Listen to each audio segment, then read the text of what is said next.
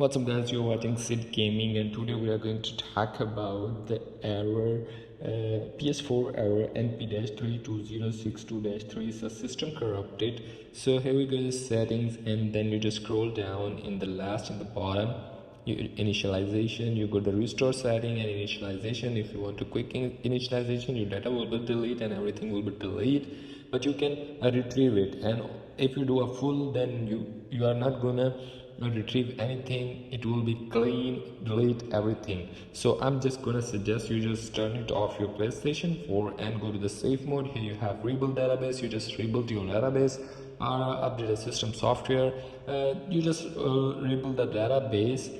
It will take 1 minute maybe and they will clean all corrupted data and it will be fixed without losing any data. So that simply you can do it, and this is gonna work.